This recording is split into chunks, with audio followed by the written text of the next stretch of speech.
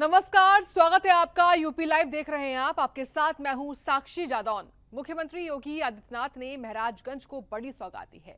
CM योगी ने Rohin barrage का उद्घाटन किया है और 654 करोड़ की विकास परियोजनाओं का लोकार्पण शिलान्यास किया है। तो वहीं गोरखपुर को भी मुख्यमंत्री ने बड़ी सौगातें दी हैं। पूरी खबर रिपोर्ट में देखिए।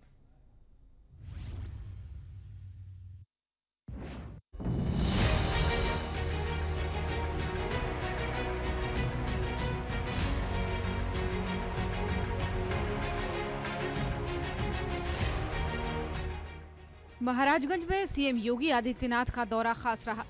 मुख्यमंत्री योगी ने रोहिन बैराज का उद्घाटन किया, जो इलाके के किसानों के लिए एक बड़ी राहत लेकर आएगा। इस डैम प्रोजेक्ट का निरीक्षण करते हुए मुख्यमंत्री ने निर्माण कार्यों का जायजा भी लिया। इस दौरान सीएम योगी ने 654 करोड़ रुपए की विकास परियोजनाओं की सौगात दी। इसमें सड़क, स्कूल, अस्पताल जैसी कई योजनाओं का लोकार्पण और शिलान्यास शामिल है। इसके अलावा मुख्यमंत्री योगी ने वक्फ बोर्ड की जमीनों पर सख्ती से बात की। मुख्यमंत्री योगी ने साफ किया कि अब वक्फ के नाम पर कोई भी अवैध कब्जा बर्दाश्त नहीं होगा। सरकार इस पर कड़ी नजर रख रही है। पिछली सरकारों के पास अपने परिवार का पेट भरने की फुर्सत ही नहीं थी। जमीन लुटवाने की फुर्सत मिले तो विकास करे। अभी आपने देखा होगा, परसों ही देश की संसद में वक्फ बोर्ड संशोधन अधिनियम पारित किया है। अब वक्फ बोर्ड के नाम पर जमीनों पर कोई डकैती नहीं डाल सकता है, लूट खसोट नहीं हो सकती है, चौराहे की जमीनों पर कोई कब्जा नहीं कर सकता है। अब सार्वजनिक संपत्ति जो भी होगी,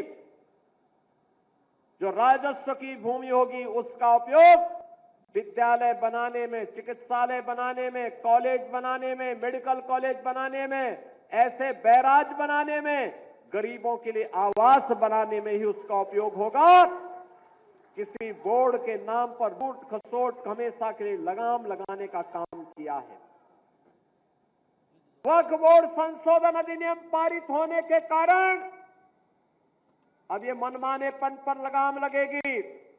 मैं इसके लिए प्रधानमंत्री मोदी जी का, गृह मंत्री अमित शाह जी का हृदय से आभार व्यक्त करता हूं, क्योंकि उत्तर प्रदेश में भी लाखों एकड़ लैंड वक्फ बोर्ड के नाम पर नाजायज तरीके से कब्जा करने का काम हुआ था। इसमें किसी गरीब का कल्याण नहीं हुआ था। पिछली सरकारें तो एक जनपद एक माफिया पालती थी।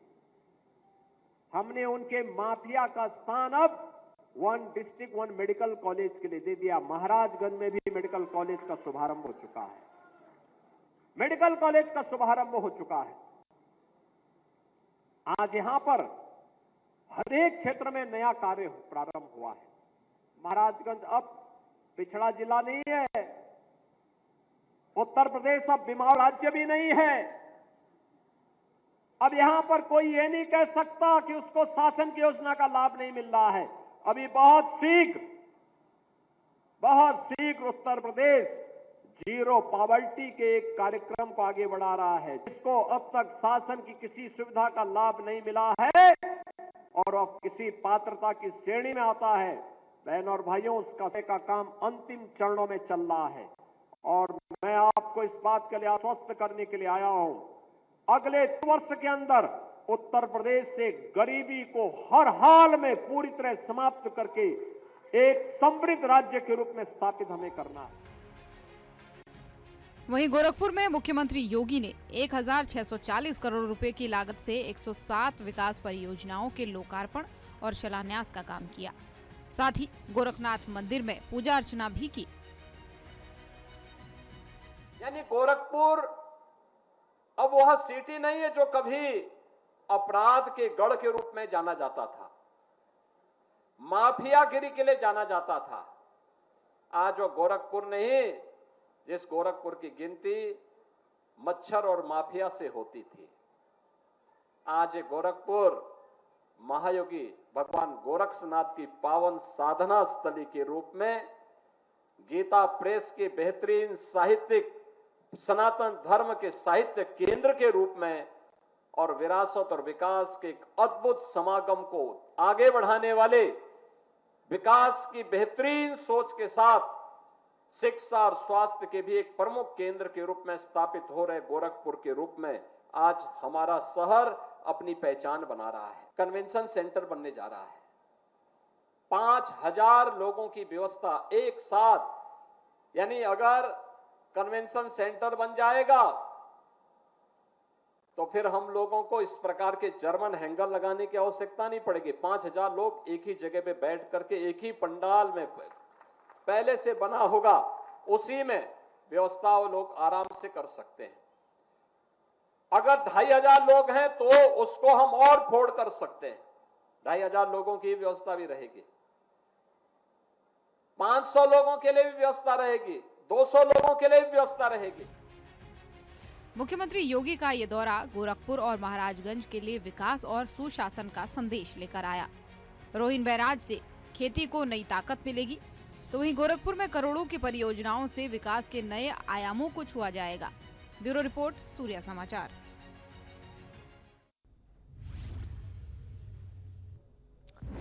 बीजेपी के प्रदेश अध्यक्ष भूपेंद्र चौधरी ने एक प्रेस वार्ता में बड़ी बातें कही। उन्होंने बीजेपी को कार्यकर्ताओं की पार्टी बताया और पीएम मोदी की अगुवाई में पार्टी की कामयाबी का जिक्र भी किया।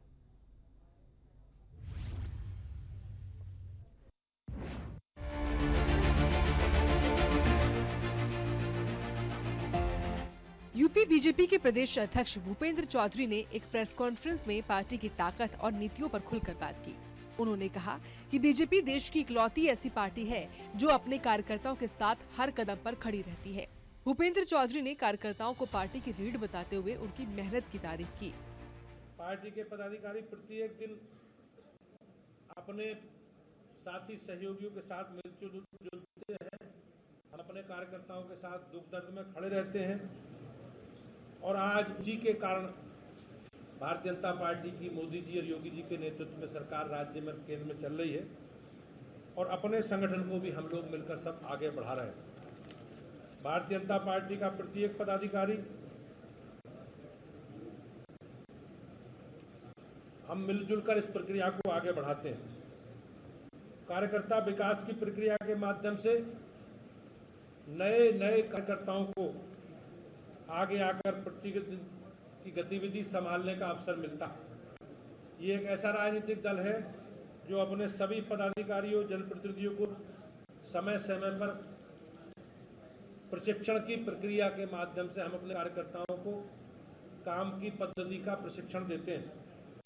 पिछले वर्ष सितंबर माह से राष्ट्रीय स्तर पर भारतीय जनता पार्टी ने सदस्यता अभियान प्रारंभ किया था और हमने साधारण सदस्य लगभग 2.5 करोड़ के आसपास साधारण सदस्य बनाए और उत्तर प्रदेश में भी 10 लाख से अधिक सक्रिय सदस्य बने। भारतीय जनता पार्टी के संगठनात्मक चुनाव की प्रक्रिया हम लोगों ने जिले तक पूरी कर ली है। बूथ, मंडल और जिलाध्यक्ष की प्रक्रिया पूर्ण हुई है और अब राष्ट्रीय स्तर पर और प्रदेश का चुनाव होने भाजपा संगठन के सभी वर्गों का, समाज के सब वर्गों का प्रतिनिधि रहा है और मैं निश्चित रूप से कहता हूं कि आज हमारा संगठन सर्वव्यापी है, सर्वस्पर्शी, जिसमें समाज के सब वर्गों को, चाहे महिला हो, समाज के एससी हो, बीसी हो या अन्य सामाजिक वर्गों के लोग हों, सबको भारतीय जनता पार्टी में नेतृत्व करने का अवसर मिला है, सबको प्रतिनिधित्व मिला। इस दौरान उन्होंने प्रधानमंत्री की भी जमकर सराहना की। भूपेंद्र चौधरी ने कहा कि मोदी जी के नेतृत्व में बीजेपी ने यूपी में 2 बार सरकार बनाई है। इतना ही नहीं, देश में तीसरी बार भी बीजेपी की सरकार चल रही है। 282 सीटें में उत्तर प्रदेश का बड़ा योगदान था और भारतीय जनता पार्टी ने 71 सीटें जीती थी। इसके बाद 2019 में भी भारतीय जनता पार्टी माननीय मोदी जी के नेतृत्व में उत्तर प्रदेश से 64 सीटें जीतकर एक इतिहास बनाने का काम किया। 2024 के लोकसभा चुनावों में कुछ षड्यंत्रों के और एक नेगेटिव प्रचार के कारण हमारी कुछ सीटें कम हुई, लेकिन हम आभारी हैं देश की और प्रदेश की जनता का कि उन्होंने लगातार तीसरी बार मोदी जी के नेतृत्व में केंद्र में सरकार बनाने का जो अवसर दिया, वो एक ऐतिहासिक घटना। इसके अलावा चाहे 17 के नगर निकाय के चुनाव हो या 2023 के नगर निकाय के चुनाव हो, भारतीय जनता पार्टी ने एक बड़ी सफलता दोनों चुनावों में नगर निकायों को प्राप्त की है। आज सभी नगर निगमों में भारतीय जनता पार्टी के मेयर हैं, सभी में बोर्ड में भारतीय जनता पार्टी का बहुमत है और उत्तर प्रदेश की 199 नगर पालिकाओं में से 104 नगर पालिकाओं के अध्यक्ष भारतीय जनता पार्टी के हैं। 75 जिला पंचायतों के अध्यक्षों में 67 जिला पंचायतों के अध्यक्ष भारतीय जनता पार्टी के हैं और लगभग 200 से ज़्यादा नगर पंचायतों के अध्यक्ष भाजपा के हैं। पिछले 8 वर्षों में विधानसभा के 42 उपचुनाव हुए, जिसमें भारतीय जनता पार्टी 32 सीटों पर भारतीय जनता पार्टी ने विजयश्री हासिल की है। ये हमारे लिए बड़ी सफलता है। भूपेंद्र चौधरी की ये वार्ता बीजेपी की एकजुटता और ताकत का संदेश देती है। प्रधानमंत्री मोदी के नेतृत्व में पार्टी की उपलब्धियों को गिनाते हुए उन्होंने कार्यकर्ताओं का हौसला भी बढ़ाया है। ब्यूरो रिपोर्ट, सूर्या समाचार। वक्फ संशोधन बिल लोकसभा और राज्यसभा में बहुमत से पास हो गया। इसकी खुशी में देश के कई हिस्सों में जश्न का माहौल देखा गया, लेकिन दूसरी ओर यूपी के मुजफ्फरनगर में इसका विरोध भी सामने आया, जहां प्रशासन ने सख्त कदम उठाए हैं। देखिए।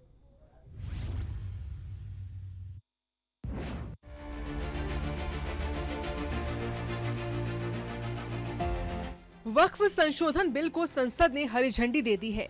लोकसभा में बिल के पक्ष में 288 और विपक्ष में 232 वोट पड़े और वहीं राज्यसभा में बिल के समर्थन में 128 और विपक्ष में 95 मत मिले। इस बिल को लेकर कई जगहों पर लोग खुशी मना रहे हैं। कोई लड्डू बांट रहा है तो कोई इसे जीत बता रहा है, लेकिन हर जगह माहौल एक जैसा नहीं है। उत्तर प्रदेश के मुजफ्फरनगर में इस बिल के खिलाफ कुछ लोगों ने काली पट्टी बांधकर शांतिपूर्ण विरोध जताया है। अब इस विरोध को लेकर प्रशासन सख्त हो गया है। मुजफ्फरनगर में काली पट्टी बांधने वालों के खिलाफ कार्रवाई शुरू की गई है।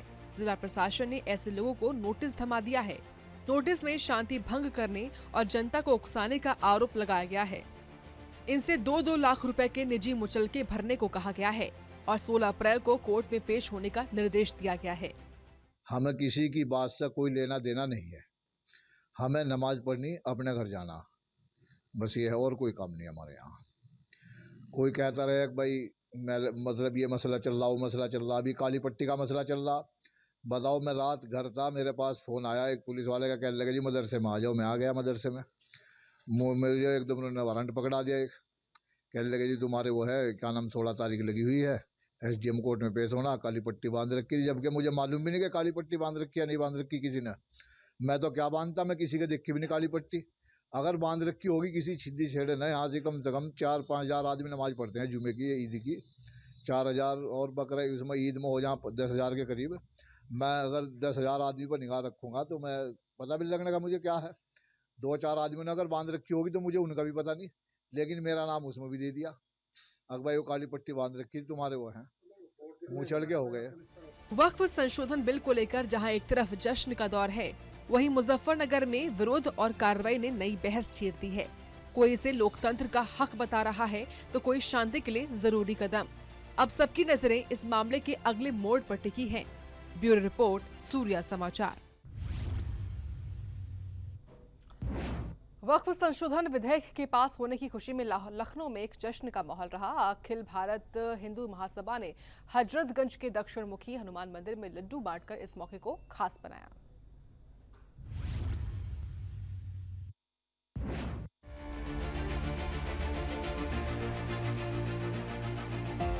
वक्फ संशोधन विधेयक 2025 को संसद में मंजूरी मिलने के बाद से लखनऊ में उत्साह देखने को मिला। अखिल भारतीय हिंदू महासभा ने इसे बड़ी उपलब्धि मानते हुए हजरतगंज के मशहूर दक्षिण मुखी हनुमान मंदिर में जश्न मनाया। यहाँ 51 किलो लड्डू का भोग चढ़ाया गया और फिर लोगों में बांटा गया। हिंदू महासभा का कहना है कि ये विधेयक देश के हित में है, जिससे कि व्यवस्था में पारदर्शिता आएगी। आज वक्फ बोर्ड अधिनियम 2025 में जो संशोधन किए गए उसको लेकर आज हम लोग का शेर हिंद अमित शाह जी का, राधा मोहन अग्रवाल जी का, सुधांशु त्रिवेदी जी का, किरण रिजिजू जी का और सभी सम्मानित संसद के सम्मानित सदस्यों का हम लोग आभार व्यक्त कर रहे हैं। किस प्रकार से वक्फ बाय यूजर अधिनियम खत्म किया गया, किस प्रकार से जहां नमाज पढ़ी वो जमीन उनकी, किस प्रकार से गरीब मुसलमानों की, रायनी समाज, वोहरा समाज, दलित मुसलमानों के हकों पर सैयद पठान से कब्जा कर रखे थे। जो दीन के लिए जमीनें थी उन जमीनों पर उन्होंने क्या किया, आज उन जमीनों पे मुख्तार अंसारी, अतीक अहमद जैसे बड़े बड़े माफियाओं ने बिल्डिंगें एग्रीमेंट करके फ्लैट्स बनाए, दुकानें बनाई, मॉल बनाए और मजा लिया, जबकि वो जमीनें दीन के लिए दी गई थी। आज मोदी जी ने उस पर ध्यान दिया, हम लोग उनका आभार व्यक्त कर रहे हैं कि आज यहाँ पर सड़कों में इतनी जमीनें, क्यों दौलत होने के बावजूद मुसलमान पिछड़ा क्यों रह गया, क्यों गरीब रह गया। इस बात को लेकर आज हम सब आज खुशी मनाने के लिए यहाँ आए हैं कि आज गरीब मुसलमानों को हक मिलेगा। कार्यक्रम में अखिल भारतीय हिंदू महासभा के कार्यकर्ताओं के साथ कई लोग शामिल हुए। इस आयोजन में मंदिर के आसपास भक्ति और उत्साह का माहौल बना रहा। लोगों ने लड्डू बांटकर एक दूसरे को बधाइयां दी और इस फैसले का स्वागत किया। लखनऊ का ये जश्न वक्फ संशोधन विधेयक को लेकर लोगों की खुशी को दिखाता है। हिंदू महासभा ने इसे अपने तरीके से मनाया, लेकिन इस विधेयक पर बहस अभी भी जारी है। कोई इसे जीत मान रहा है तो कोई इसका विरोध कर रहा है। ब्यूरो रिपोर्ट, सूर्या समाचार। रामनवमी के मौके पर अयोध्या में तैयारियां जोरों पर हैं। यहाँ सुरक्षा के पुख्ता इंतजाम किए गए हैं, तो वहीं वाराणसी के काशी विश्वनाथ धाम में भी भक्ति का माहौल है। दोनों जगह रामनवमी को खास बनाने की पूरी कोशिश हो रही है।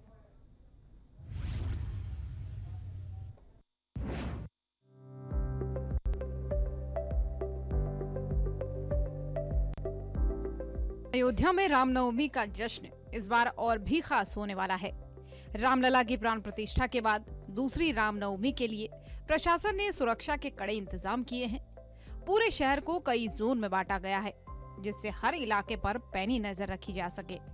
खासतौर पर संवेदनशील जगहों पर ड्रोन से निगरानी की जा रही है। ये ड्रोन आसमान से हर गतिविधि पर पैनी नजर रख रहे हैं।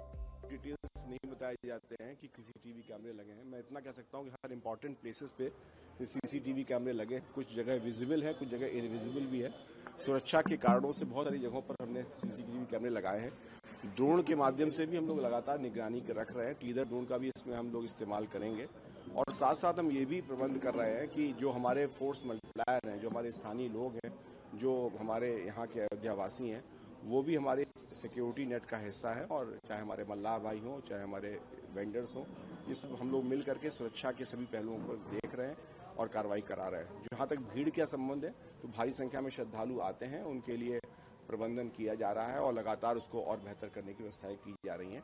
भीषण गर्मी को देख के भी आवश्यक व्यवस्थाएं की गई हैं।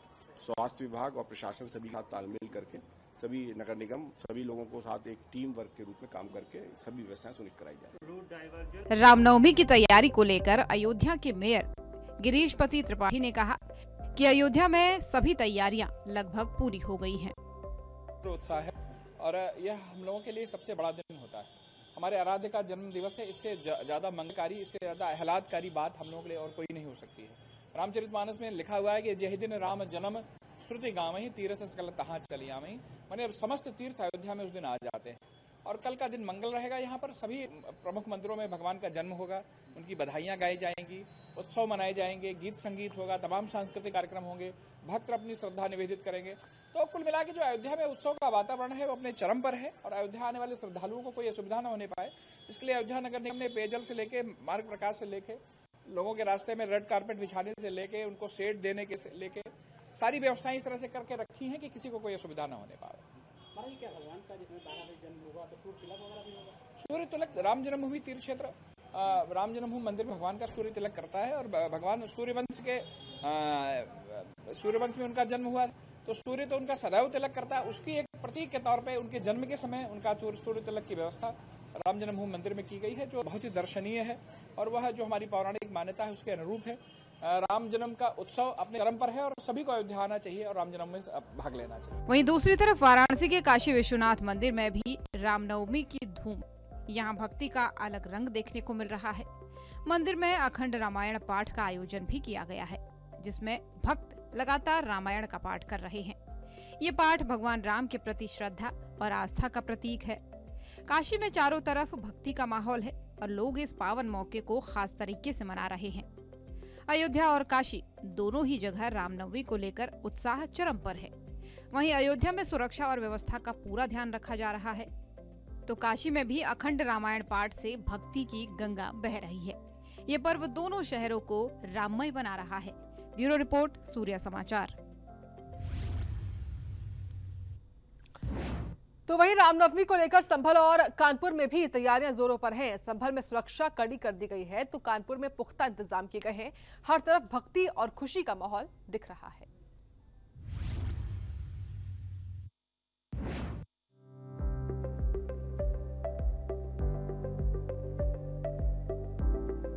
संभल में रामनवमी से पहले माहौल पूरी तरीके से राममय हो गया है।